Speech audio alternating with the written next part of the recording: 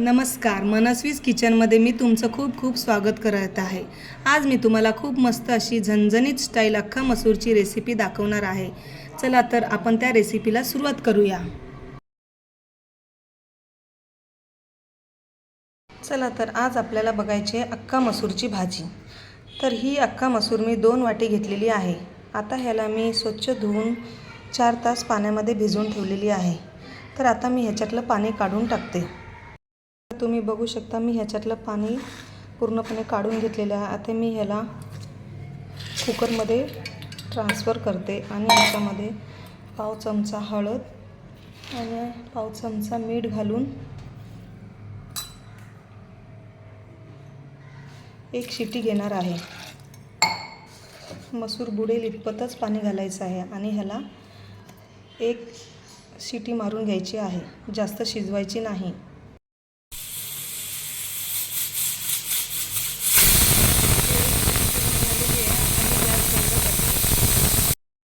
गॅसवरती मी कढई गरम करायला ठेवली आहे। आता त्यामध्ये मी तेल ओतते। ह्या भाजीमध्ये जरा तेल जास्तच लागतो, कांदाही जरा जास्त लागतो। तुम्ही तेलात आणि कांद्यामध्ये जराही कंजूसीपणा करू नका, जर तुम्हाला ढाबा स्टाईल ही रेसिपी हवी असेल तर। तेल चांगलं गरम झालेलं आहे। आता मी ह्यामध्ये तेजपत्ता, गॅस थोडा कमी करते, दालचिनीचा तुकडा आणि जिरा टाकून घेते। जिरा चांगलं तडतडला की आपण ह्याच्यामध्ये कांदा घालून घेऊया। कांदा हा चांगला सोनेरी रंग येईपर्यंत भाजायचा आहे। गॅस मोठा करून मी ह्याला भाजून घेते।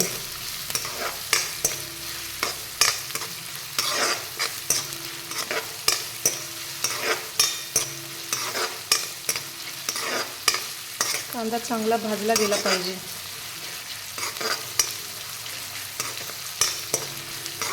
कांद्यामध्ये लगेचच आपण मीठ टाकलं ना तर कांदा चांगला नरम होतो, मऊ होतो। मी थोडंसंच मीठ टाकत आहे, कारण की मी कुकरमध्ये सुद्धा मीठ टाकलेलं आहे।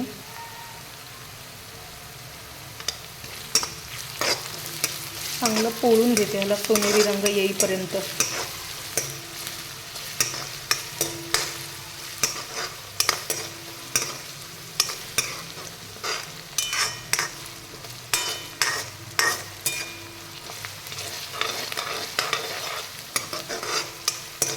त्याला हलवतच राहायचं, नाहीतर खाली चिकटणार ते।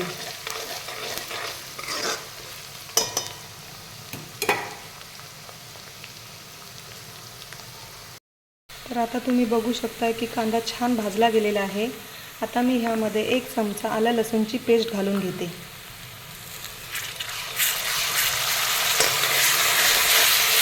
तोही चांगला भाजून घेते, त्याचा कच्चा वास जायला पाहिजे।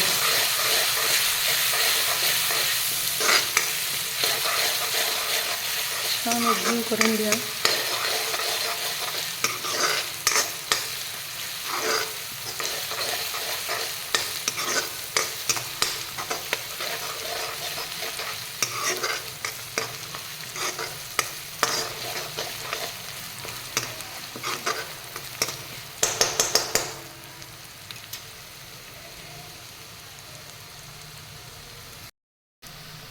तर ह्या स्टेजवरती मी 1 टमॅटो टाकते। 1 मोठा टमॅटो आहे, तो चांगला बारीक चिरून घेतलेला आहे, तो मी फोडून घेत आहे। टमॅटो चांगला नरम व्हायला पाहिजे। मी हा मोठ्या गॅसवरती सगळं शिजवून घेत आहे।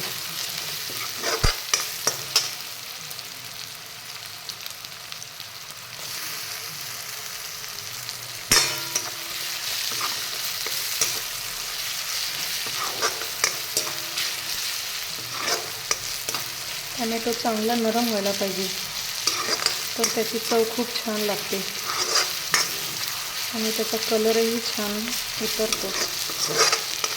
टमॅटो मोठा मोठा असला की माझी मुलं त्याच्यातून काढून टाकून देतात, त्याच्यामुळे शक्यतो मी त्याला नरमच करते।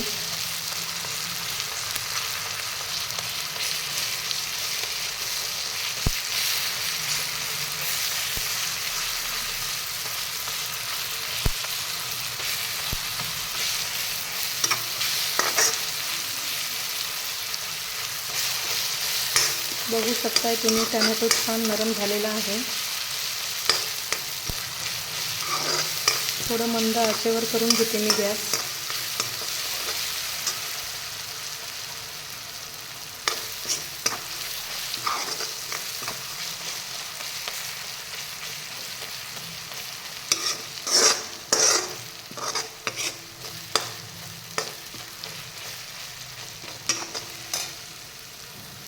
मी इथे कढीपत्ता घालते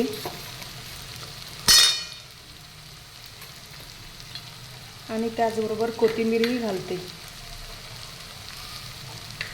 कोथिंबीर फोडणीला दिली की त्याची चव खूप भन्नाट लागते.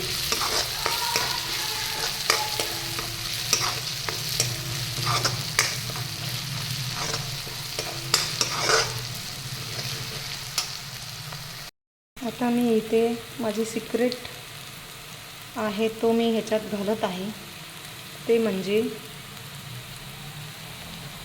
खायचा सोडा, बेकिंग सोडा. ही ढाबा स्टाईल पद्धत आहे, त्याच्यामुळे एकदम चिमूटभर तुम्ही खायचा सोडा इथे घालू शकता. तुम्हाला हवी असेल तर घाला, ऑप्शनल आहे, पण मी घालते. खूप छान टेस्ट लागते. आता मी ह्याच्यात एक मोठा चमचा तिखट घालत आहे. आमच्या घरी तिखट खूप कमी खातात, त्याच्यामुळे मी कमीच तिखट करते. गॅस कमी करून हलवून घेते.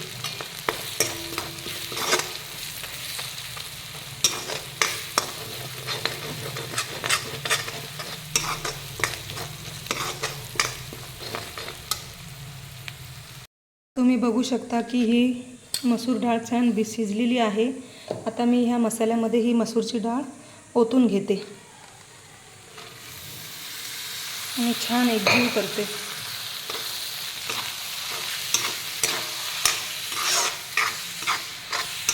कांद्या आणि तेलामध्ये ती मसूरची डाळ छान परतून घ्यायची आहे.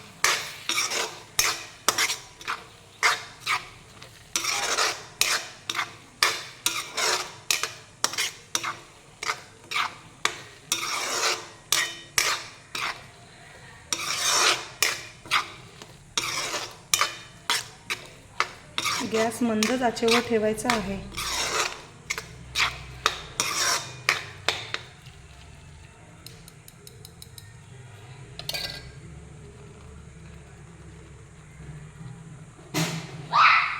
आता मी ह्याला मंद आचेवरती 2 ते 3 मिनिटं वाफवून ठेवते. 2 ते 3 मिनिटांनी आपण परत एकदा चेक करूया, खाली चिकटली नाही ना म्हणून.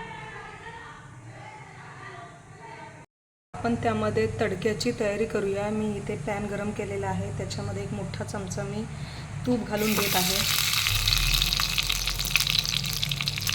इथे मी थोडीशी जिरं टाकत आहे.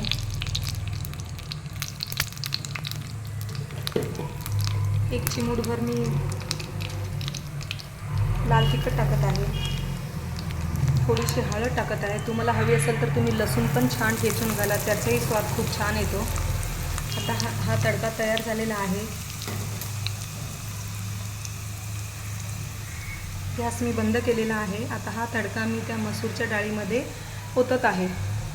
तर तुम्ही बघू शकता, हा तडका मी त्याच्यामध्ये ओतत आहे. ह्या तडक्याची स्वाद खूप छान लागते ह्याच्यामध्ये. त्याचा कलरही छान येतो.